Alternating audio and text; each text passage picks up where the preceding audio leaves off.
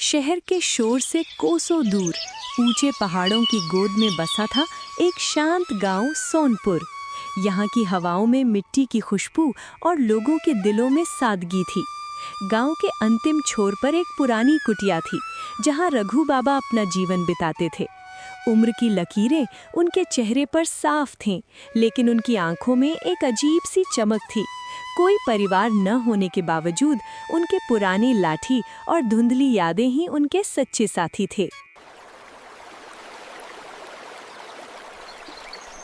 एक सुहानी सुबह रघु बाबा टहलते हुए गांव के मुख्य चौक पर पहुंचे।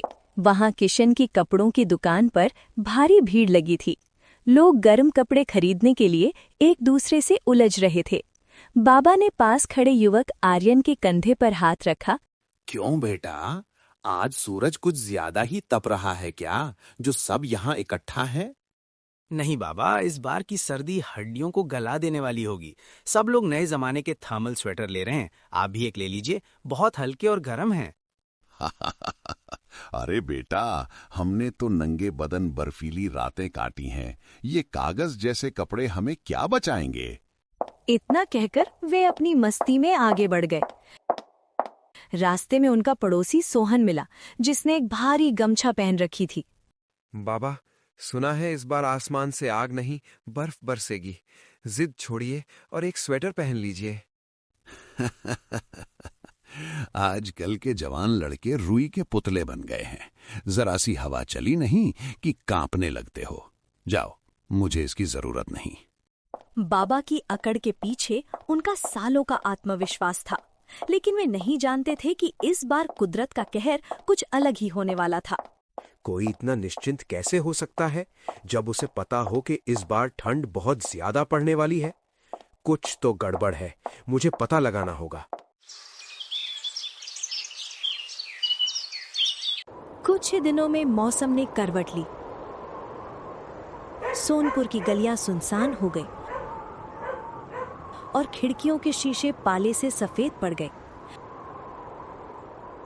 हालत इतनी गंभीर थी कि तीन तीन तय कपड़े पहनने वाले भी थर थर कांप रहे थे। अरे भाई, ऐसी ठंड तो मैंने कभी नहीं देखी। लगता है जैसे आसमान से बर्फ की बारिश हो रही हो और सब कुछ बर्फ की चादर में ढक गया हो।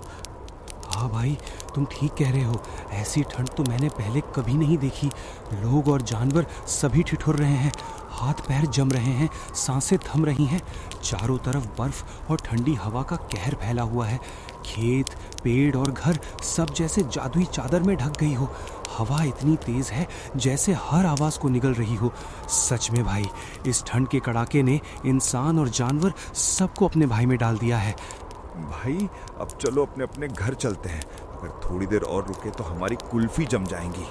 घर पहुंचते ही कम से कम थोड़ी गर्मी का एहसास तो मिलेगा। सच में इस ठंड में बाहर टिकना मुमकिन नहीं, इसलिए अब चलते हैं ताकि हम अपने परिवार को भी सुरक्षित रख सकें। कुछ ही देर में रात हो जाती है। सभी लोग अपने अपने घर चले जाते हैं। उसी रात सोहन अपनी पत्नी राधा से चर्चा कर रहा था। राधा, ये रघु बाबा कोई साधारण इंसान नहीं है। इतनी ठंड में भी वे बिना किसी ऊनी कपड़े के चैन से सोते हैं। कहीं उनके पास कोई गुप्त शक्ति तो नहीं? शक्ति हो या न हो, पर इस मौसम में बिना स्वेटर रहना खुदकुशी है। चलिए देखकर आते हैं वो ठीक भी हैं या नहीं। दोनों घर से बाहर निकलकर बाबा के घर की ओर चल देते हैं। रास्ते में चलते चलते उन्हें बहुत ज्यादा ठंड लगने लगती है। तभी सोहन राधा से कहता है, हे भगवान, ये ठंड तो बढ़ती ही जा रही है। मेरे पैर तो काम करना बंद कर रहे हैं। राधा, तुम ठीक तो हो ना? हाँ जी, बस थोड़ी देर और, हम बस पहुंचने ही वाले हैं। बस दुआ कीजिए कि बाबा ठीक हो। ऐसे ही दोनों बातें करते करते बाबा की झोपड़ी के पास पहुंच जाते हैं। वो देखो, वो रही बाबा की झोपड़ी। चलो अंदर चलते हैं। वो दोनों जैसे ही बाबा के घर के अंदर पहुंचते हैं तो वो देखते हैं कि बाबा बिना किसी कंबल के अपनी खटिया पर बैठे हैं। ये देखकर सोहन बाबा से कहता है, बाबा हमें बताइए, ऐसा आपके पास क्या है जिससे आपको ठंड नहीं लगती? बाबा मुस्कुराते हुए बोले, नहीं बेटा, ऐसा कुछ नहीं है। ये तो बस सालों की तपस्या का फल है, जिससे मुझे बिल्कुल भी ठंड नहीं लगती है। सोहन बाबा को देखकर हैरान था। वो बाबा से कहता है, अगर आप बुरा न माने तो क्या आज रात के लिए हम दोनों आपके घर रुक सकते हैं? बाबा उन्हें रुकने के लिए हाँ कह देते हैं। ऐसे ही वो रात बीत जाती है।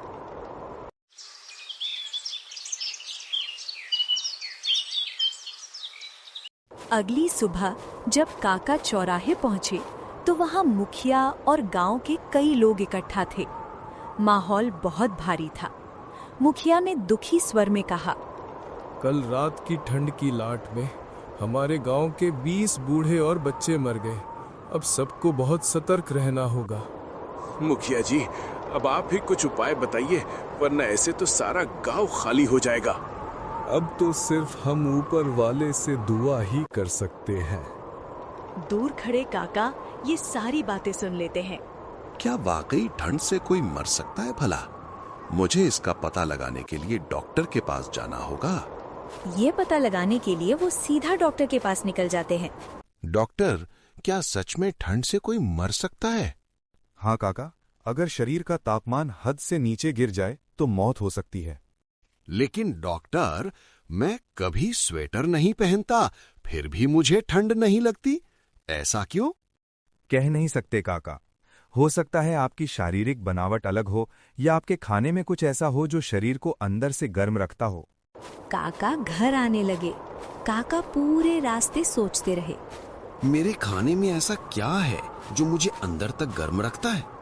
अचानक उनके दिमाग में ख्याल आया, मैं तो रोज देसी मुर्गी का चिकन खाता हूँ। क्या उसी से मुझे ठंड नहीं लगती? क्या वही मुझे अंदर से गर्म रखता है? कल मैं चिकन नहीं खाऊंगा। देखता हूँ क्या सच में मुझे ठंड लगती है या नहीं। और ये फैसला आगे चलकर गांव के लोगों की जिंदगी बदलने वाला था। अगले दिन काका ने अपना निश्चय निभाया। उन्होंने देसी मुर्गी का चिकन बिल्कुल नहीं खाया। पूरे दिन बस दाल चावल खाते रहे। शाम होते होते ठंड की तीखी हवा चलने लगी। रात गिरते ही ठंड और बढ़ गई। अरे बाप रे, ये कैसी ठंड है! सच में देसी मुर्गी ही मुझे बचाए रखती थी। पहली बार काका को ठंड ने इस तरह जकड़ लिया। वे मोटी कंबल ओढ़कर लेट गए और रात भर कांपते रहे। सुबह सुबह काका गांव में चिकन लेने जा रहे थे। तभी रास्ते में मुखिया जी मिल गए। उनके चेहरे पर गहरी चिंता थी।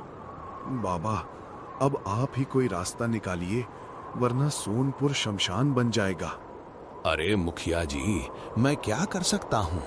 ठंड इतनी बढ़ गई है कि मैं भी नहीं संभल पा रहा। लेकिन काका, आप कैसे झेल लेते हैं इस ठंड को?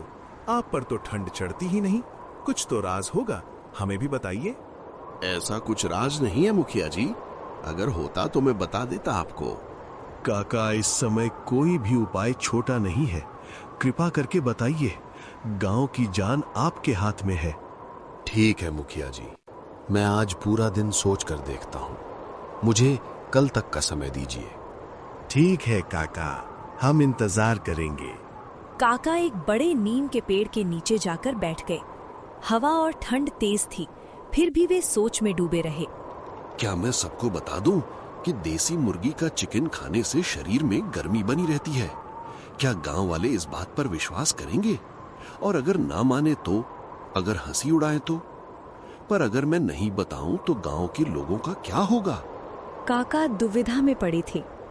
उधर गांव की निगाहें उनकी ओर उम्मीद से टिकी थीं, और उधर काका के पास था केवल एक दिन, पूरे गांव की किस्मत बदलने के लिए।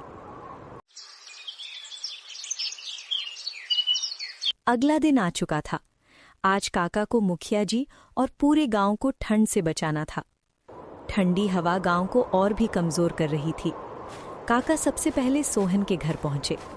काका, मैंने सुना है आज आप ठंड भगाने का कोई इलाज बताने वाले हो। हाँ सोहन, मेरे पास एक रास्ता है जो सबको बचा सकता है। सोहन बेचैन होकर बोला, तो जल्दी बताइए ना, क्या है वो उपाय? चलो, मैं ये बात पूरे गांव वालों को एक साथ ही बताऊंगा। चौपाल पर चलते हैं। दोनों चौपाल पहुंचे। वहां भीड़ जमा थी। बूढ़े, बच्चे, औरतें, मर्द सब ठिठुरते हुए किसी चमत्कार का इंतजार कर रहे थे। मुखिया जी भी आ पहुंचे। काका, जल्दी बताइए, ये ठंड अब बर्दाश्त नहीं होती। काका ने लंबी सांस ली और बोले, गांव वालों, तुम्हें यकीन नहीं होगा पर ये सच है। मुझे ठंड ना लगने का सिर्फ एक ही कारण है, देसी मुर्गी का चिकन। भीड़ में सन्नाटा छा गया। सोहन चौंक कर बोला, क्या सच में चिकन खाने से ठंड नहीं लगती? हाँ, मैं रोज देसी मुर्गी का चिकन खाता था। उसी की गर्मी मेरे शरीर को ठंड से बचाती थी। तभी भीड़ में से एक आदमी चिल्लाया, मैंने भी कल देसी मुर्गी का चिकन खाया था और सच में मुझे रात भर ठंड नहीं लगी। ठीक है, आज से पूरे गांव में हर परिवार को देसी मुर्गी का चिकन मिलेगा। देखते हैं क्या ठंड भागती है। उसी शाम हर घर में देसी मुर्गी का महकता हुआ खाना पक रहा था। कड़कती ठंड में धुएं के साथ उम्मीद भी उठ रही थी। उस रात चमत्कार हो गया। गांव का कोई भी आदमी ठंड से नहीं कांपा। सभी को पहली बार राहत मिली। अगली सुबह लोग काका के घर के आगे इकट्ठा हो गए। काका, आपने हमारी जान बचा ली। आपका उपाय जादू की तरह काम कर गया। अरे भाई, देसी चीजों की ताकत कभी कम मत समझना। सोनपुर फिर से खिलखिला उठा और कहानी यहीं समाप्त होती है।